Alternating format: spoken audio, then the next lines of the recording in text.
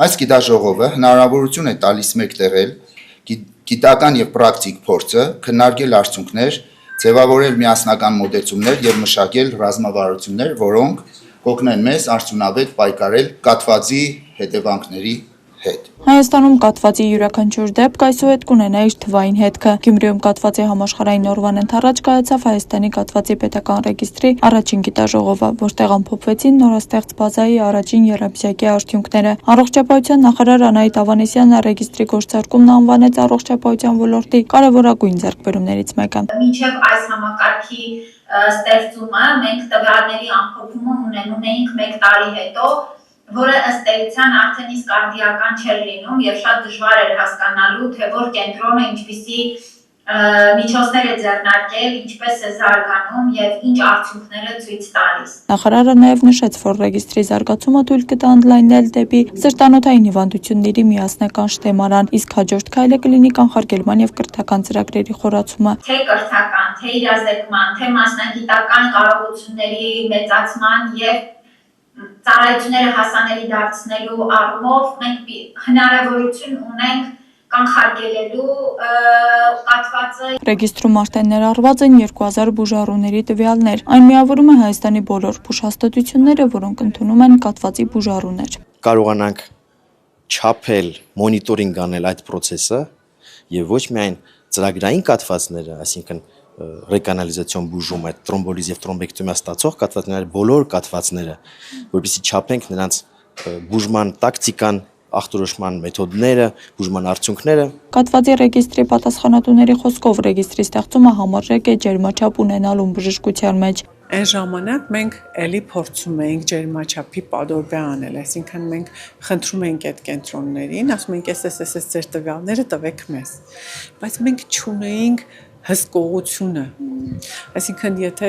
հիմա ես զանգեմ ձեզ ոնց որ ասեմ դուք ինչքան է ջերմությունը, դու ասեմ ես խմի, դու կարող եք սխալվել, սխալ չափել, դիտավորյալ սխալ ասել, չէ՞, իսկ այս դեպքում տենց բան չի կարող լինել։ Առողջապահության համակարգում ստեղծված կաթվածի ռեգիստրը լիովին համապատասխանում է միջազգային չափորոշիչներին, նշում է առողջապահության փոխնախարար Արտակ Ջումայանը։ Ֆրանսիայից հենց այդ փորձը նույնպես հաշվի առնելով մենք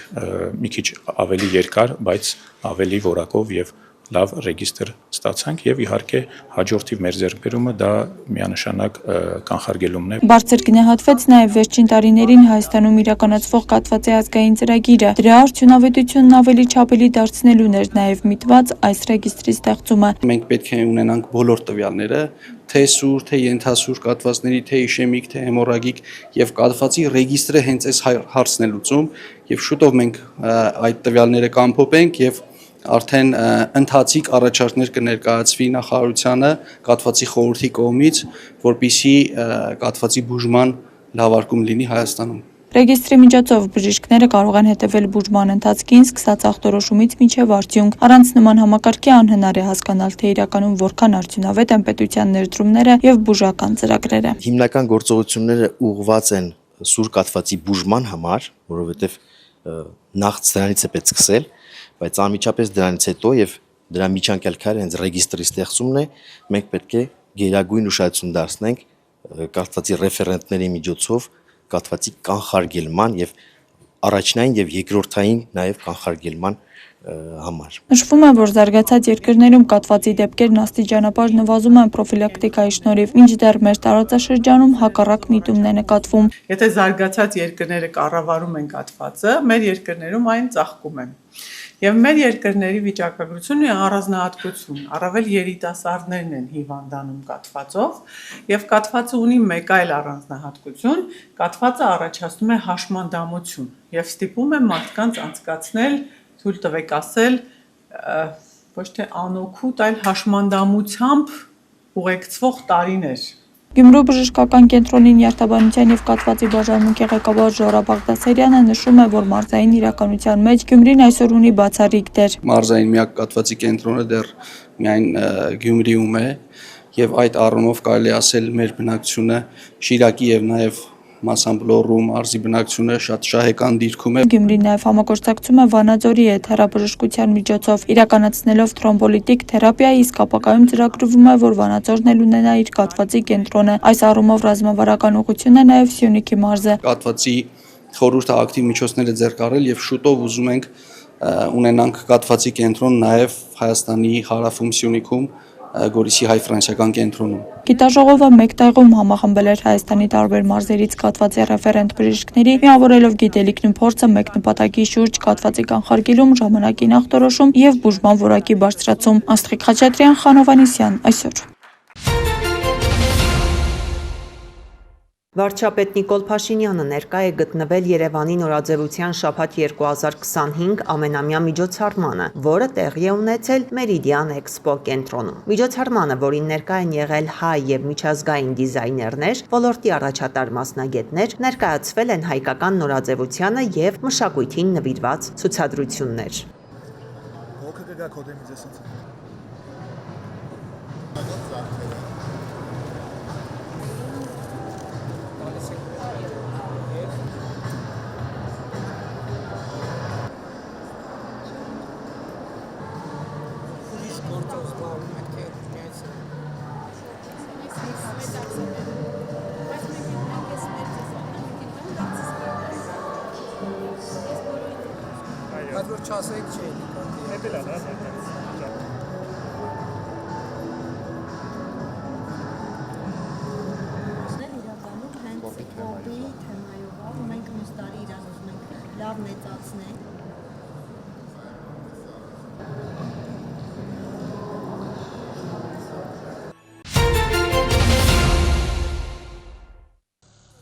Միջխորհրդարանական միության 151-րդ վեհաժողովն է։ Այս անգամ այն անցկացվում է Շվեյցարիայի Ժնև քաղաքում։ Հայաստանի ազգային ժողովի պատվիրակությունն ակտիվ մասնակցություն է ունեցել վեհաժողովում։ Ազգային ժողովի ֆինանսավարկային եւ բյուջետային հարցերի մշտական հանձնաժողովի նախագահ Ծովինար Վարդանյանը վեհաժողովի շրջանակում նախագահել է խորհրդարանական կանանց եւ տղամարդկանց հավասարությունը թեմայով պարիտետային քննարկումը։ Ծովինար Վարդանյանը հանդես է եկել նաեւ ելույթով։ Այսօր, երբ մենք անդրադառնում ենք մարդասիրական նորմերի պահպանմանն ու ճգնաժամերի ժամանակ մարդասիրական գործողությունների կազմակերպմանը, հիշենք, որ այդ սկզբունքները միայն արտակարգ իրավիճակներին արձագանքելու մասին չեն։ Դրանք այն մասին են, թե ինչն է մեզ մարդ դարձնում՝ կարեկցանքը, արժանապատվությունը եւ խաղաղությունը։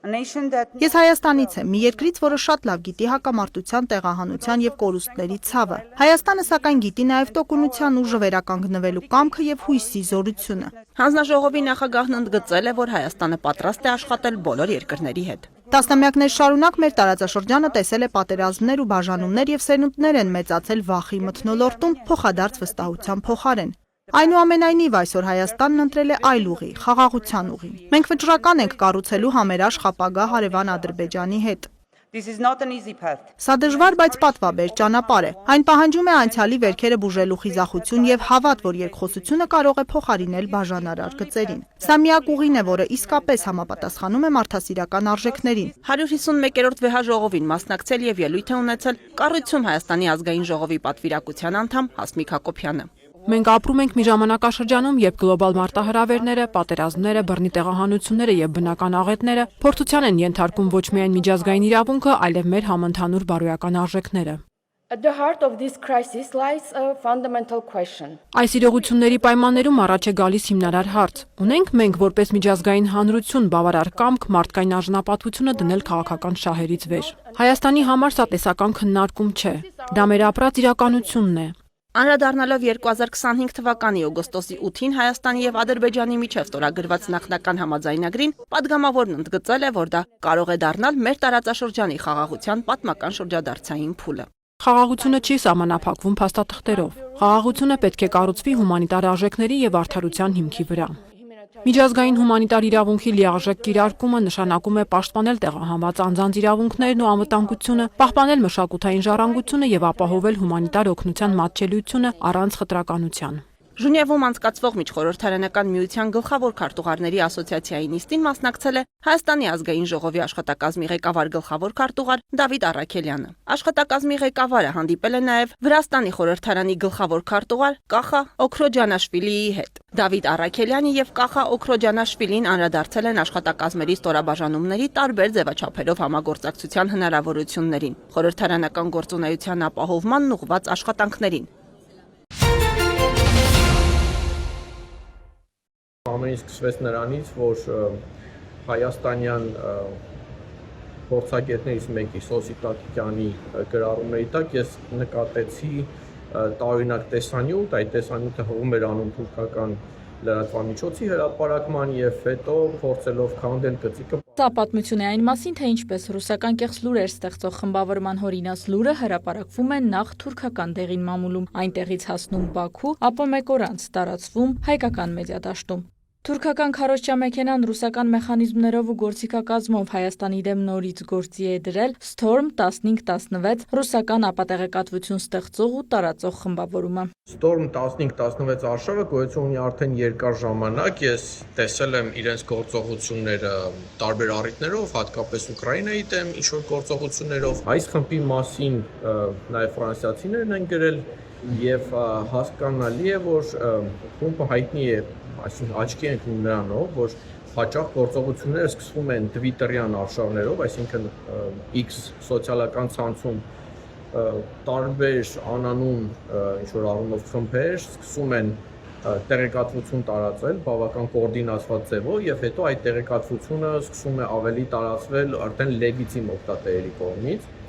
Նախկինում եղել է դեպք, երբ մենք տեսել ենք, թե ինչպես է այս առումով օգտագործվել թուրքալեզու լրատվամիջոց, որտեղ հրապարակում է եղել, հետո այն վերատարածվել է։ Այս անգամ էլ կեղծ լուրը առաջինը հայտնվեց նախկինում եւս ռուսաստանյան ապատեղեկատվական արշավներում ներգրաված թուրքական Օդա TV կայքում, որը համարվում է դեղին մամուլ, հայտնի սկանդալային, բայց ոչ փաստահեն հրապարակումներով։ Այս անգամ էլ սկանդալային, բայց իրականությանը չհամապատասխանող լուրն այն մասին էր, թե Նիկոլ Փաշինյանը իբր մտադիր է Սյունիքի մոտ 1200 քառակուսի կիլոմետր հատված հանձնել Ադրբեջանին, ինչպես նաև Մարգարայի անցակետի մոտ էլ մի հատված հատկացնել Թուրքիային։ Չնայած նաև պաշտոնապես է հայտարարվել, հրապարակումն ապատեղեկատվությունը չունի որևէ փաստական կամ իրավական հիմք եւ Հայաստանի դեմ վարվող հիբրիդային պատերազմի բաղադրիչ է, բայց հարձակումը շարունակվում է X-ի հարթակում։ Մի շարք անանուն օգտահաշիվներ տարածում են այդ կեղծիքի մասին պատմող անգլալեզու տեսահոլովակներ։ Ըստ կիբերանվտանգության փորձագետ Արթուր Պապյանի, սա եւս Storm 1516-ի մարտավարությունն է։ Հայտնաբերեցին մոտ 30 X օգտահաշիվներ, որոնք բոլորը գրեթե խոսքը մեկ արած, գրեթե նույն խոսքերով վերատարածում էին անգլերեն տեսքով այդ տեսանյութը, որը ես հրապարակել եմ նաև Facebook սոցիալական ցանցում։ Այդ գրառումների կոորդինացված բնույթը հենց, թե ինչպես գրեթե միաժամանակ բոլորը նույն տեքստով, նույն տեսանյութն են տարածում, արդեն իսկ խոսում է այն մասին, որ գործ ունենք ազդեցության արշավի հետ։ Twitter-յան այդ օգտահաշիվները նայելու դեպքում տեսնում ենք, որ դրանց մի մասը փորձում են ձևացնել կամ միմիկ անել, թե իրենք իրական լրատվական ինչ-որ աղբյուրներ են, անունների մեջ կտեսնեք News, 24 News, այսպիսի ինչ-որ անուններ։ Մի մասի դեպքում տեսնում ենք այսպես կոչված Patriot, չգիտեմ, ավելի շատ այսպիսի բառապաշար, Slavic, patriotism, այսպիսի ինչ-որ անուններ եւ ինչ-որ դեպքերում երևում են նրանց անուններին կից Ռուսաստանի դրոշներ, մի քանի դեպքում ամերիկյան դրոշներ, մի դեպքում իսկ Ռումինիայի դրոշ տեսանք, իսկ հայտնի է, որ այս խումբը նաև վերջերս ակտիվ է եղել Ռումինիայի ընտրությունների կոնտեքստում։ Հայաստանի դեմ ուղված այս արշավը բացահայտել է 2023 թվականից ռուսաստանյան ապատեղեկատվական արշավներով զբաղվող Gnida Project հետազոտական նախաձեռնությունը։ Առհասարակ ռուսական խմբավորումը օգտագործում է տարբեր տեխնոլոգիաներ, ներառյալ արհեստական բանականությամբ ստեղծված տեսանյութեր, վարձու դերասաններ, որպես հայտարարողներ կամ փորձագետներ։ Խմբավորումը նաև ստեղծում է կեղծ լրատվական կայքեր, որոնք նմանակում են հեղինակավոր լրատվամիջոցների ձևաչափը։ Կոնկրետ այս կեղծիքի դեպքում Բաքվի քարոզչական ռեսուրս ռեսուրս հակինազներ այն արտատպել հղում անելով ոչ թե սկզբնաղբյուրին, այլ թուրքական մեկ այլ իսլամիստական հայացքներ քարոզող ռեսուրսի, որն էլ իր հերթին լուրը հայտնվելուց մեկ օր անց հոկտեմբերի 15-ին արտատպել էր հենց Օդա TV-ից։ Հայաստանյան մեդիատիրույթում այն ևս հայտնվել էր հոկտեմբերի 15-ին, տարածվել նաև հաջորդ օրերին, ոչ միայն առանձին օգտատերերի, այլև որոշ ԶԼՄ-ների միջոցով։ Այդ հորինված լուրի մասին վերլուծություններ ու հնարավոր թեզեր էին առաջ քաշել,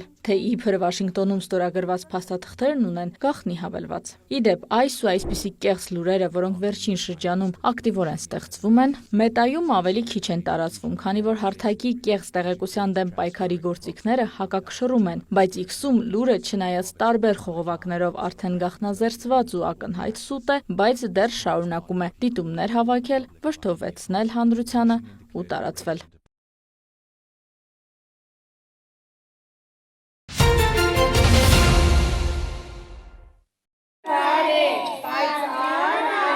Ապարանի Արագած գյուղում աշունը վաղ է սկսում, հենց արևոտ տաք օր են ունենում մանկապարտեզի փոքրիկներին անպայման բակ են դուրս բերում խաղ ժամանց բացօթյա կազմակերպում։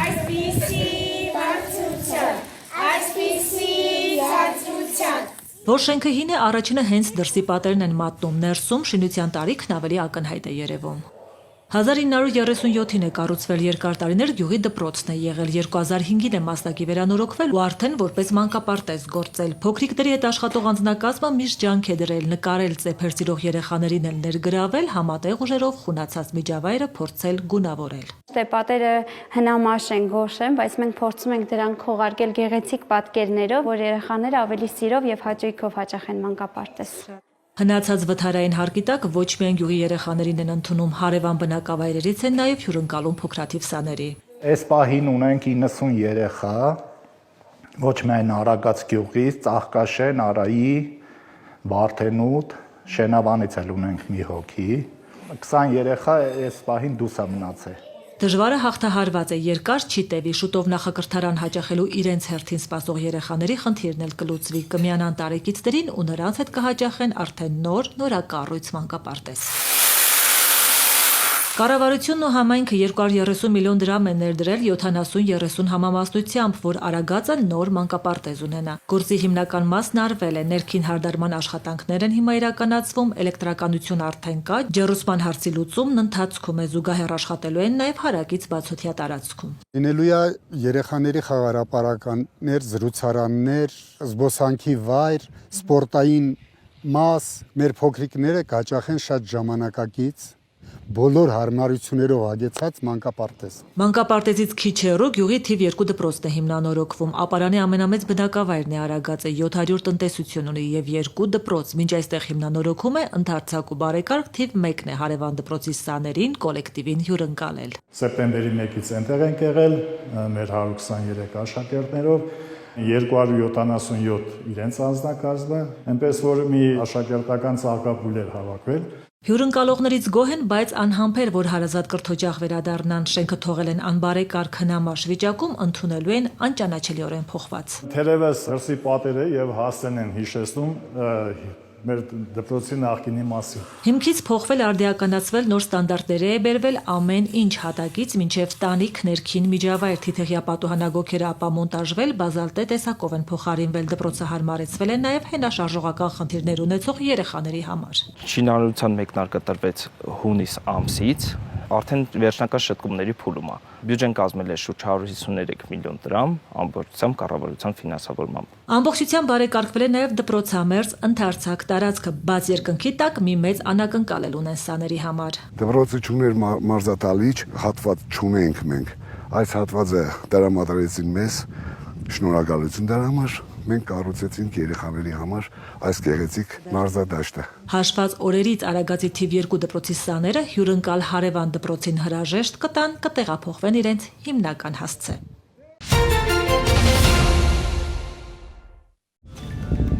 Կիևի քաղաքապետը հայտնել է, որ այս գիշեր Ռուսաստանը բալիստիկ հրթիռներով հարվածներ է հասցրել Ուկրաինայի մայրաքաղաքին։ Վիտալի Կլիչկոյի խոսքով տարբեր շրջաններում հրդեհներ են բռնկվել, վնասվել են բնակելի շենքեր։ Հայտնի է 1 զոհի եւ առնվազն 10 վիրավորի մասին։ Ռուսական ուժերը թիրախավորել են նաեւ Դնեպրի շրջանի մանկապարտեզներից մեկը, Դնեպրի ձախափին հրշեջները փորձում են տեղայնացնել հրդեհի օջախները։ Ռուսաստանի պաշտպանության նախարարությունն էլ հայտնել է, որ գիշերը խոցվել է ուկրաինական 121 անօդաչու թռչող սարք, այդ թվում Մոսկվայի, Լենինգրադի, Ռոստովի, Վոլգոգրադի, Բրյանսկի, Կալուգայի, Սմոլենսկի, Բելգորոդի մարզերում։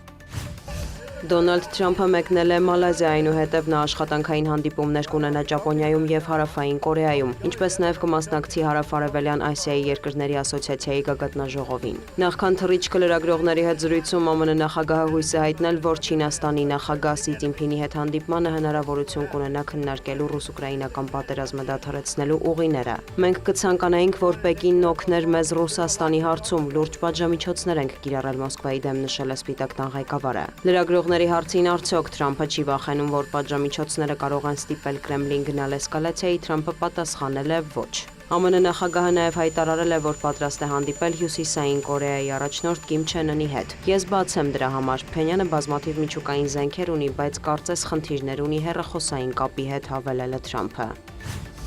Ռուսաստանի նախագահի հատուկ ներկայացուցիչ ամերիկյան կողմի հետ բանակցություններում Մոսկվայի պատվիրակության անդամ Կիրիլ Դմիտրիևը մեկնել է Վաշինգտոն։ Ակնկալվում է, որ նա կհանդիպի ԱՄՆ նախագահի հատուկ բանագնաց Սթիվ Ուիտկոֆի հետ։ Լրագրողների հետ զրույցում Դմիտրիևը հայտարարել է, որ պատժամիջոցները դժվար թե էական ազդեցություն ունենան Ռուսաստանի տնտեսության վրա, քանի որ համաշխարհային նավթի գները կբարձրանան եւ Մոսկվան դրանից կշահի։ Նա նաեւ կարծիք է հայտնել, թե Կիևը մեղմացրել է պատերազմը դադարեցնելու պայմանների վերաբերյալ իր դիրքորոշումը։ Ըստ իս Ռուսաստանը, Միացյալ Նահանգները եւ Ուկրաինան իրականում բավականին մոտ են դիվանագիտական լուծմանը, ընդգծել է Դմիտրիևը, հավելելով, որ նախ առաջնագիծը պետք է սառեցվի, կարգավորվեն տարածքների, անվտանգության երաշխիքների եւ Ուկրաինայի չեզոք կարգավիճակի հարցերը։ Դմիտրիևն ընդգծել է Միացյալ Նահանգների եւ Ռուսաստանի միջև երկխոսության կարեւորությունը, շեշտել, դրա բացակայությունը լուրջ վտանգ է ներկայացնում ամբողջ աշխարհի համար։ Ռուսաստանի ներկայացուցչի կարծիքով Թրամփի վարչակազմը ցանկանում է հասկանալ Ռուսաստանի դիրքորոշումը։ Նա հավելել է, որ կողմերն աշխատում են երկու երկրում բանտարկված անձանց նոր փոխանակման ուղղությամբ։ Նաև ըստ Դմիտրիևի Վլադիմիր Պուտինը եւ Դոնալդ Թրամփը կհանդիպեն, բայց ոչ շատ մոտ ապագայում։ Լոնդոնում տեղի է ունեցել Ուկրաինայի աջակիցների կոալիցիայի հանդիպումը, որին մասնակցել է նաև Վոլոդիմիր Զելենսկին։ Կողմերը պատրաստակամություն են հայտնել շարունակելու Կիևին աջակցությունը, ողջունել նավթային ոլորտում Ռուսաստանի դեմ Միացյալ Նահանգների եւ Եվրոպայի վերջերս սահմանած պատժամիջոցները։ ՆԱՏՕ-ի գլխավոր քարտուղարի համոզմամբ դրանք թույլ կտան զգալիորեն մեծացնել Վլադիմիր Պուտինի վրա ճնշումը։ Մարկ Ռյուտեն անդրադարձել է Ուկրաինային ամերիկյան Թոմահոք հեռահար հրթիռների հնարավոր վաճառքին եւ հայտարարություններին, որ Վաշինգտոնն այդքան էլ հետաքրքրված չէ նման գործարքով։ ՆԱՏՕ-ի գլխավոր քարտուղարը նշել է, Թոմահոքների հարցը քննարկման փուլում է։ Վերջնական որոշումը պետք է կայացնի Դոնալդ Թրամփը։ Էմանուել Մակրոնը տեղեկացրել է, որ Ֆրանսիան պատրաստ է Միրաժ կործանիչներ եւ Աստեր հրթիռներ փոխանցել Կիևին, ինչպես նաեւ ապահովել ուկրաինացի զինվորականների ուսուցումը։ Մեծ Բրիտանիան էլ 5000 նոր բազմաֆունկցիոնալ հրթիռ կտրամադրի ուկրաինական բանակին։ Նիդերլանդները կմեծացնի Ուկրաինային էներգետիկ ոլորտում աջակցությունը ռուսական հարվածների ֆոնին ձմռանը դիմանալու համար։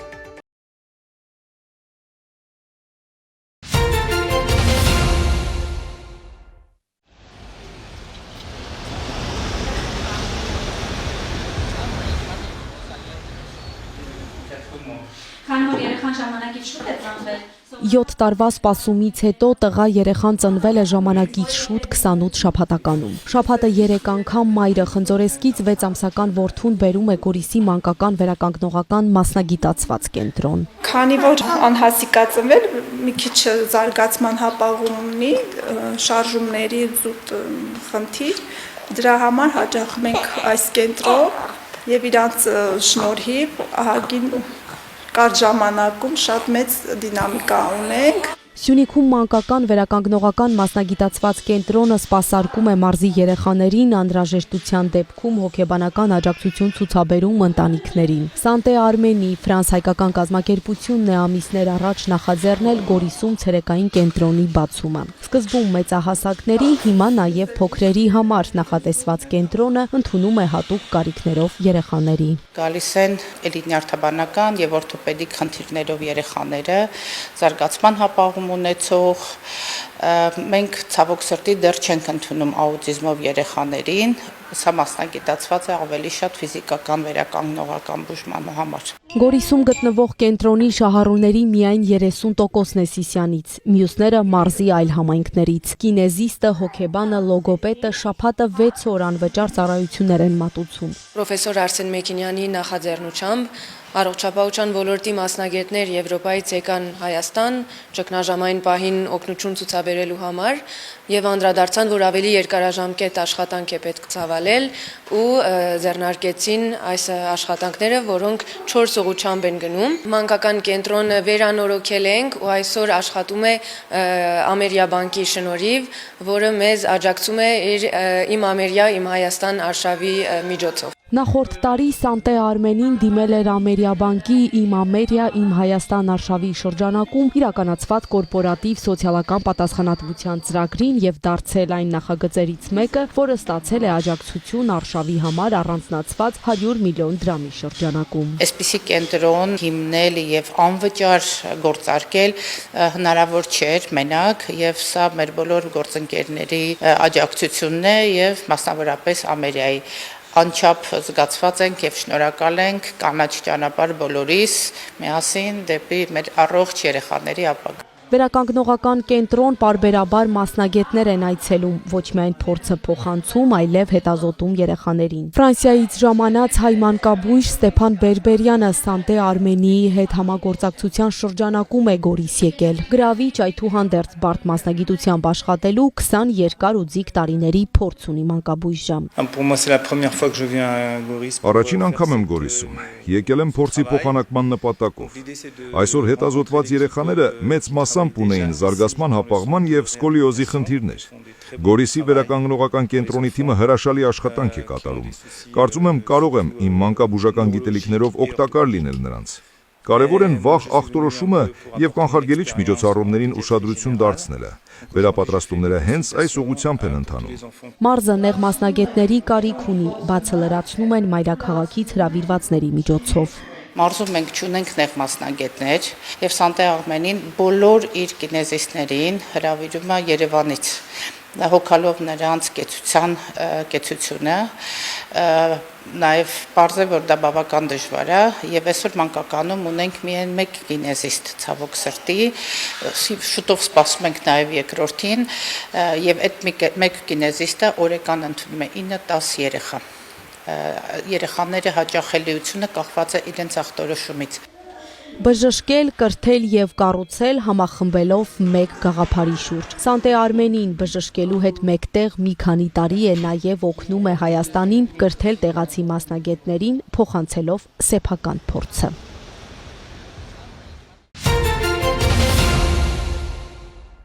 Հոկտեմբերի 19-ին Վերին Կարմիր աղբյուր գյուղի մշակույթի տանը կայացավ Իսաբել Շնորհալիների կենտրոնի հիմնադիր Մարետա Ավագյանի «Իմ 3 սերերը» գրքի շնորհանդեսը։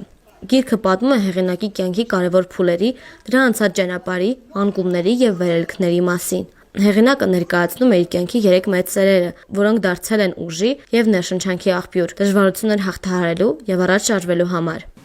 Առաջինը իսկապես առաջին սերն է, որ բոլորը ունեցել եք կամ նոր պիտի ունենաք։ Այն ռոմանտիկ, մաքուր, ճգնաղ, հեքիաթային սիրո մասին է, որ ես ունեցել եմ։ Երկրորդը այդ մեծ սիրուց ծնված իմ երկրորդ սերը, իմ դուստրը,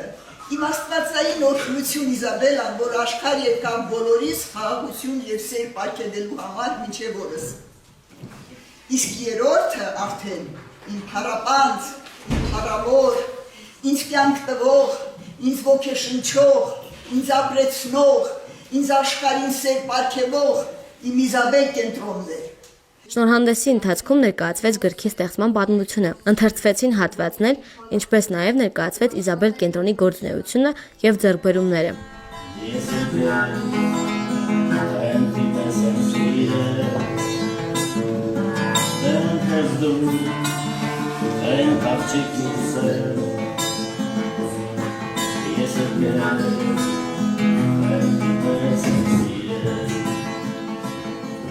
Ուրախ եմ, որ մեր գյուղի անունը շատ վրացացողների շարքում է մեր Մարետա Ավագյանը, մեր շրջանի անունը, մեր Հայաստանի անունը աշխարհում տարածում է եւ դա մեզ համար բոլորիս համար ուրախալի է։ Նոր գեղեցիկ ու ստեղծագործական ճանապարհ մեր Մարիետա Ավագյանը։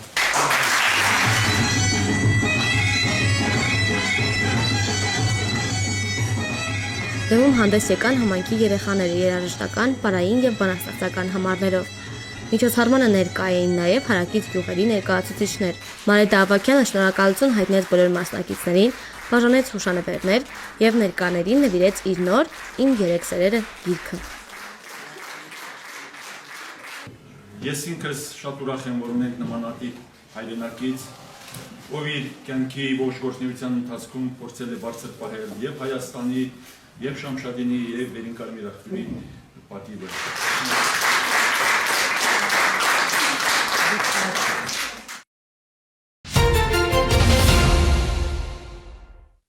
Հոկտեմբերի 17-ի գիշերը Արմավիրի մարզի պարեկները Փարաքար գյուղում ստուգման նպատակով կանգնեցրել են Dodge Magnish-ի մի ավտոմեքենա։ Ստուգման ընթացքում պարեկները մեքենայի սրահում նկատել են հրազենի նմանվող առարկա։ Էջմիածնի բնակիչ 23-ամյա վարորդն ու նրա համակարգացի 31-ամյա ուղևորը ներկայացվել են համայնքային ոստիկանության Վաղարշապատի բաժին, իսկ ավտոմեքենան տեղափոխվել է պահպանվող հատուկ տարածք։ Ուղևորի խոզարկությամբ հայտնաբերվել է մարիխուանայի նմանվող զանգված։ Վաղարշապատի քննչական բաժնում նախաձեռնվել է քրեական վարույթ, որի շրջանակում հոկտեմբերի 18-ին խոզարկություն է կատարվել Dodge Magnish-ի ավտոմեքենայում։ Հայտնաբերվել է ջնջված համարով Մակարով տեսակի մարտական ատրճանակ։ Նախաքննությամբ հանգամանքները պարզվում են։